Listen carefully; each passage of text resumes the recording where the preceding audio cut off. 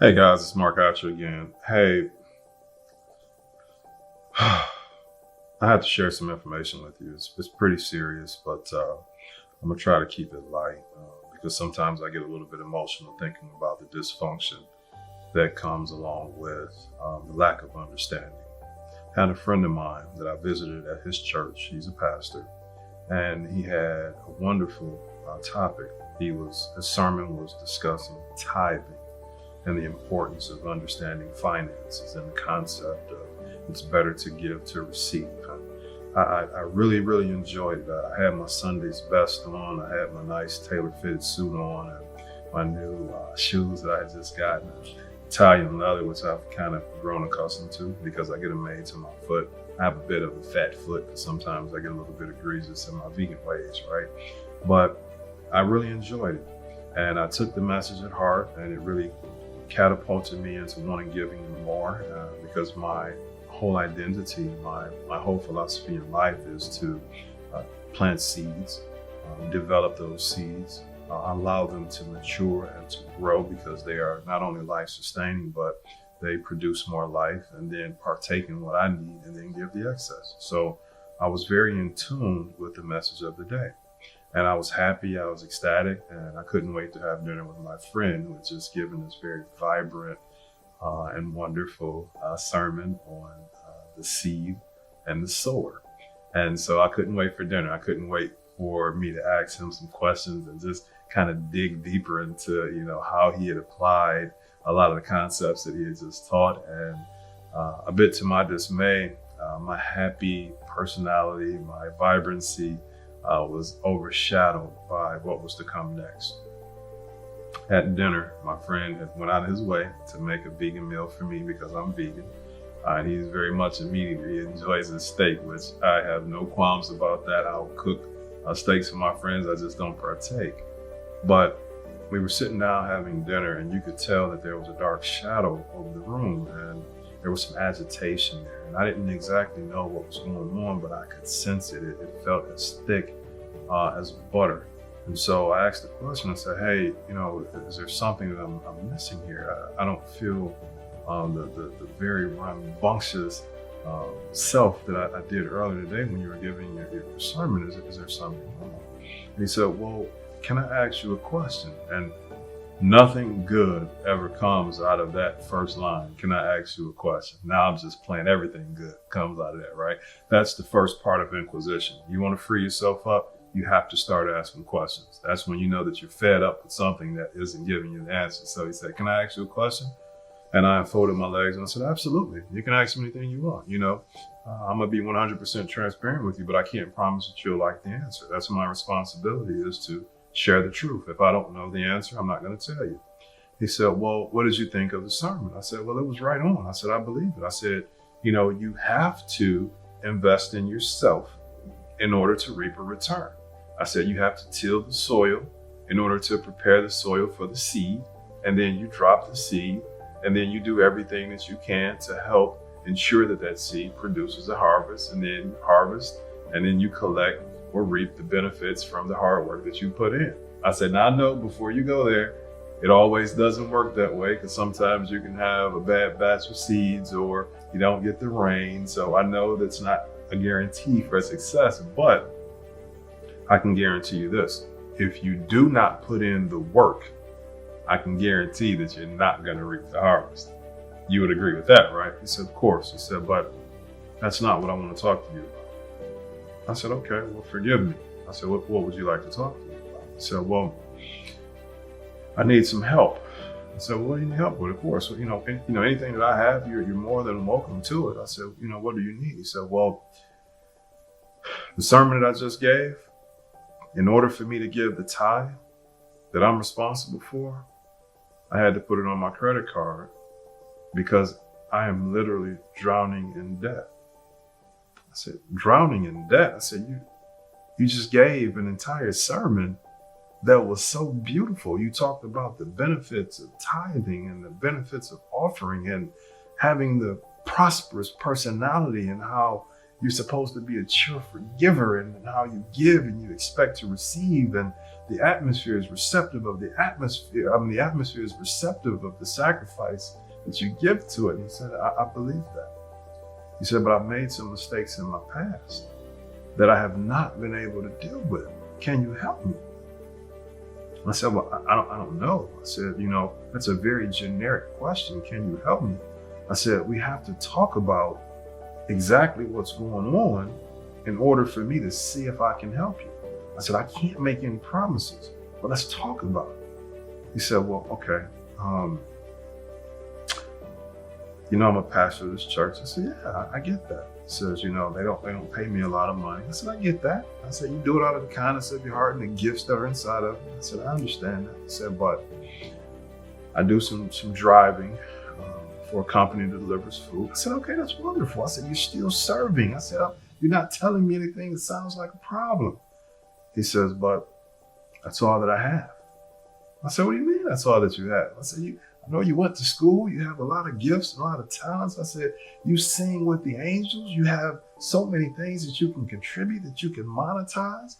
He said, but I don't know anything about that. I said, wait, you don't know anything about what?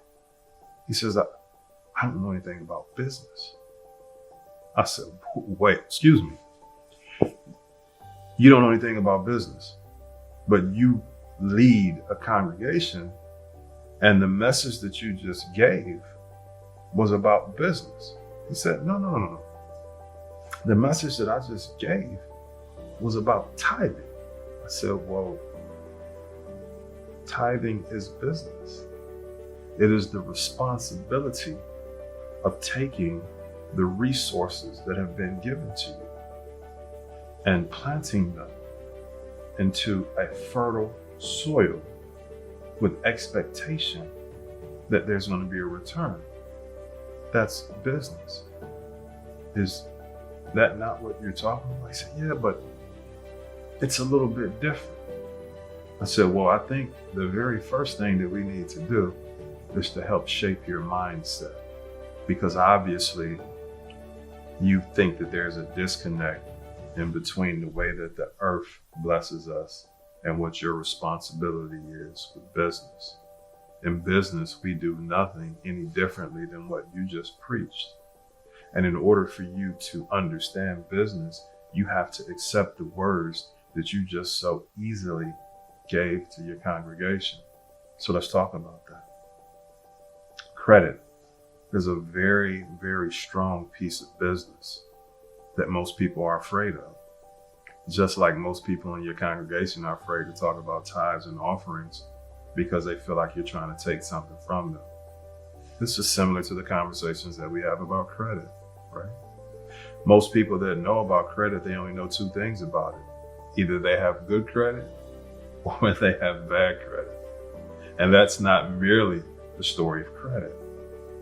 So when we're talking about tithes and offering or credit or business, the very first thing that we have to do is understand what it is, what it does, how it judges us, and what our interpretation of it is. That's the first step in power. So let's talk about what you think business is or is not. Let's look at your personal situation and circumstance. Let's figure out what it is that you would like to do. And then let's formulate a strategy to get you there. And let's figure out how long it's going to take you to get there so that we can set a realistic expectation so that you won't become self-defeated. That's power, right? So we had that conversation, and he went and he told his wife. And his wife said, I agree with all of that. But how are you going to help us get to where we need to go? I said, I'm not going to help you at all, but you're going to help yourself. Because if I help you, then you're going to lean towards me. But if I guide you, then you will rely on yourself. And that's what we all need in life, spiritually, physically, emotionally, from a business perspective, from a philanthropic perspective. Self-reliance will get us exactly where we need to go. You want to figure out how to make $1 million? I tell my audience how to do that. You want to be a better lover? I can tell my audience how to be that. You want to be a better father? I can tell my audience how to be that. But I can't force you to be that.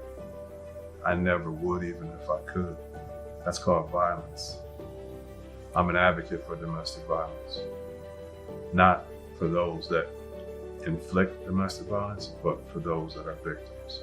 I'm an advocate for human trafficking. I believe that it is never okay to take someone's choice or right away. And it's no different than the circumstance here.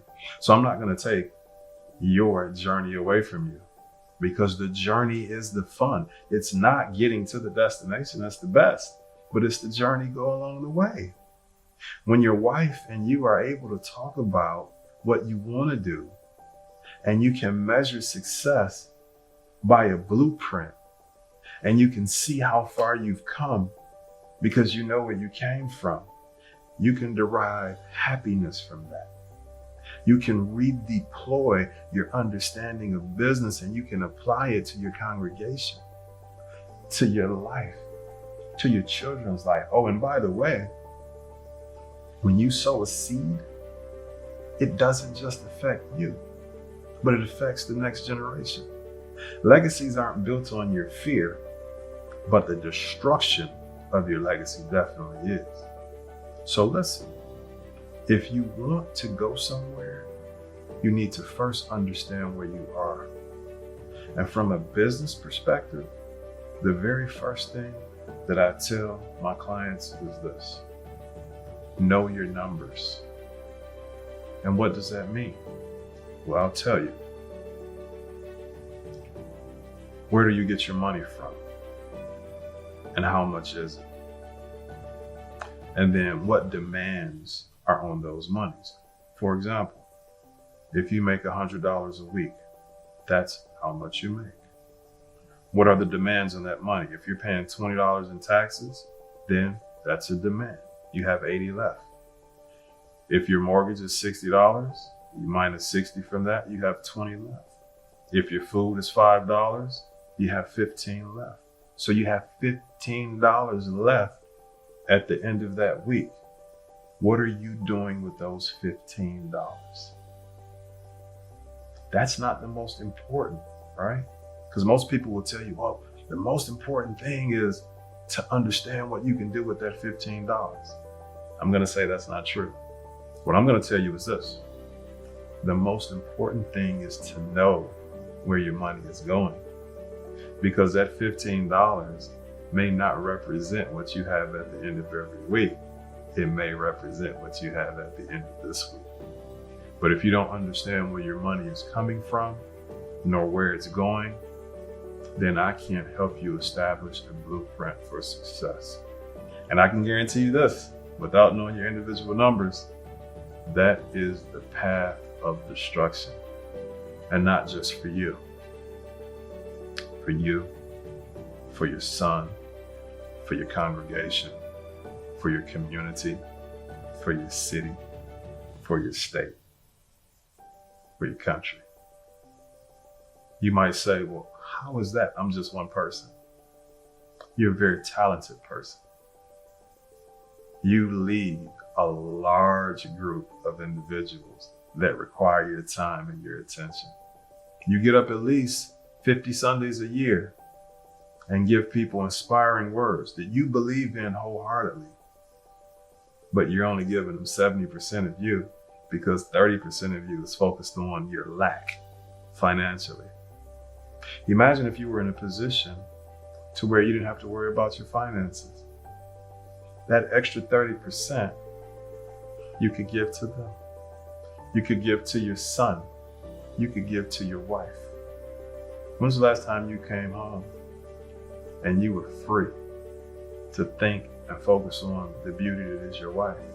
Did you notice that she got a haircut? Did you notice that she changed the color of her nails? Did you notice that your son had that model airplane box ready for you to go because he remembered a year ago that you told him that you wanted to build something? Did you remember that? Probably not, because you didn't do what it took to free yourself up from the business of life. And the business of life requires you to understand your numbers. Well, guess what credit is? Credit is numbers, right? If you don't understand the numbers of credit, then it will judge you and it will take you down as well as your family legacy. So please, this is what I told him. Get your numbers. Call me. I'm going to set aside 72 straight hours just for you. And I'm going to charge you, and I'm going to charge you dearly.